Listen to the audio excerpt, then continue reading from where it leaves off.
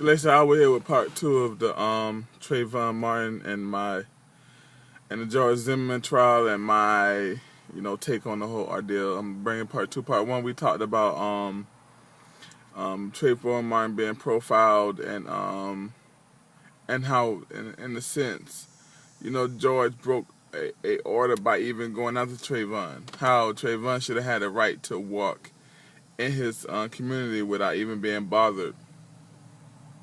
We also talking about how everybody called Trayvon a thug, and he really had no appearance of a thug. He had some things in his life that he was doing, that he was up to, but didn't make him a thug. This video we want to focus on two main reasons. We want to talk about the trial and how I felt they really lost his case for Trayvon, and George's defense team was just amazing. Ain't no other way to put it, but his defense team was amazing. Then I want to talk about how inside the trial, how I feel they didn't bring up enough charges. I thought there should have been more charges brought up.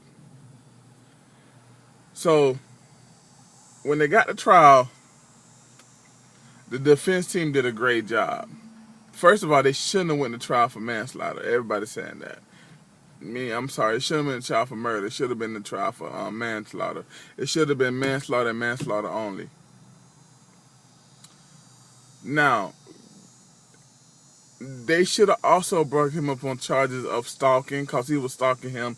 Trayvon had every right to be in there. And in his own minutes, and George admitted that he was following him, whether he was following him in a car, he was following him. Whether he followed him on foot and chased him, he was following him. That's stalking. It should have been a charge of stalking. You say, well, now you reaching now. I don't want nobody following me. I don't care if you is the neighborhood watch. I don't want you following me. Either you see me doing something wrong and you call the police. Now understand this. I am a security guard in a gated community.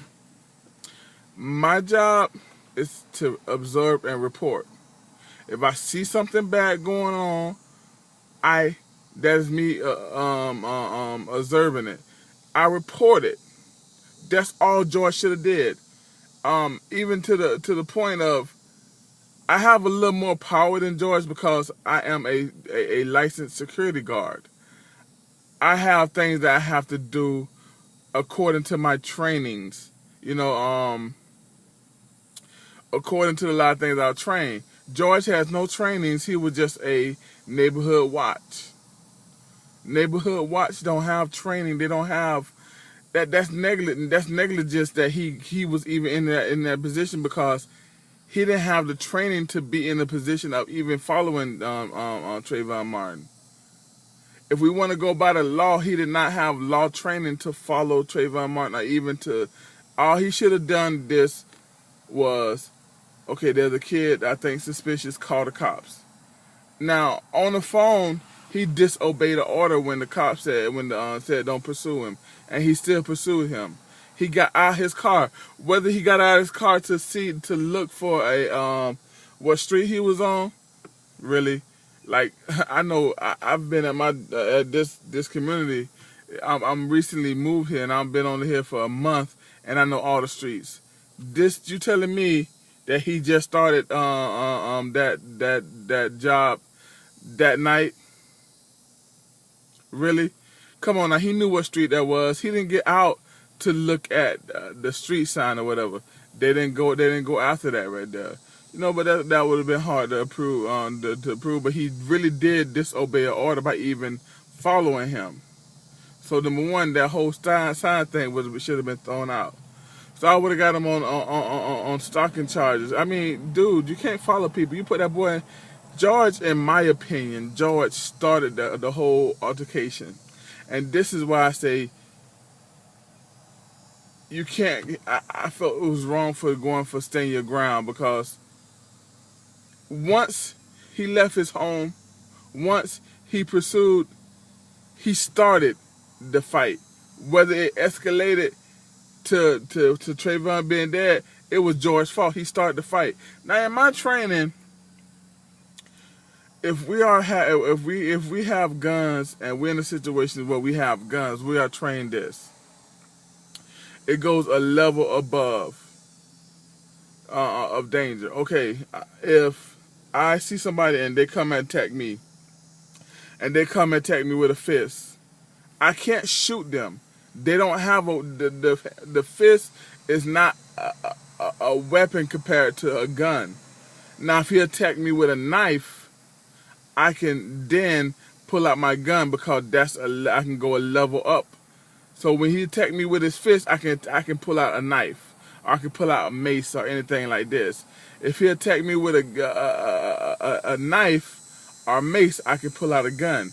There was I forget what's that called, but it's basically going. You can only have aggression a level up. They never said anything about this in this whole case. Trayvon Martin had to have a knife for him to be justified to be shot, and they didn't bring this up. These are rules in the state of Florida. Maybe it's something that just security guards have to follow, but I would think that would be done for security guards to follow, and not for people with concealed weapons that are doing neighborhood watch. Like people say, neighborhood security guards are super cops. Neighborhood watch is super security. That's all. It's nothing real. Like all they do is just come together. Oh, this person look what you call it. Oh, I seen this person come to your house. I call the cops. That's all they do. They just absorb, and they see something wrong, they report it. That's it. That's all they do. They're not supposed to follow. They're not, and he got away with it. He got away with starting this because the minute that he followed him, the minute that he left his own home, the minute that he left his whole house and his yard and pursued Trayvon, he started the fight. He started the altercation. And you can't say stand your ground. Listen, if somebody punched me and I punched them back and I'm on top of them and I'm beating their head in, you can't say that I am that person that's on the ground is standing their ground. He is not standing his ground. He's on the ground, but he's not standing his ground. What happened is that he started the altercation and the other person defended themselves. If anything, Trayvon should have had the right to say self-defense, because by him following him, in America, you can't follow people in today's America. So many things, so many women done got raped by men following them.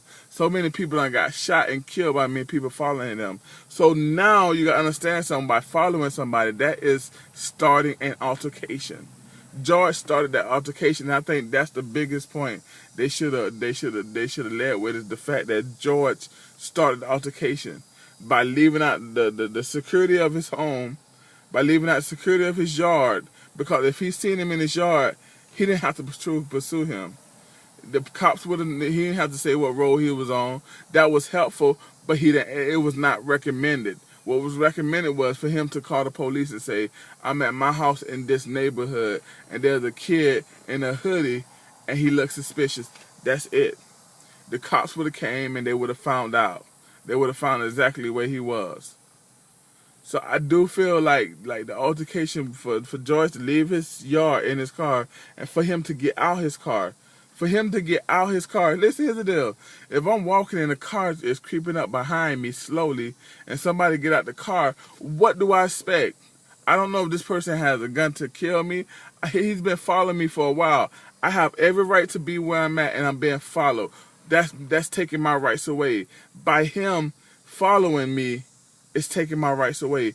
And that's the point. That's the argument I'm trying to make. George left the comfort of his home, he left comfort, he left safety, and he put himself in that position. And you can't say, I put myself in this position of killing a kid and the kid is responsible. I'm going to take the kid thing out. Killing a person, whether George would have been white and killed somebody that was white, whether George would have been black and killed somebody that was white, or whether George would have been black and killed somebody that was black. He was wrong for leaving and starting the altercation. He started the altercation by following him and by getting out the car. And when you being followed and everything, you don't know what's going on. So the best thing I can do is protect myself. And that's what I believe they missed in this case. That's the thing. I don't think he should even had the right to even have stand your ground law, which I think they should do away with. Anyways, you should have the right to conceal and carry, but and not even do away with stand your ground law. Let's modify it. Stand your ground law was to say, okay, if somebody came into my house, I should have the right to kill them, or shoot them, or whatever to protect my family. I think that needs to be altered. I think we need to have that law, but also have some things where it's saying, okay, if somebody come into my house with no weapons, I don't have the right to kill them. I have the right to shoot, but I don't have the right to kill them. You know, if somebody come into my house with a knife, then a weapon, that's when I have the right to use deadly force.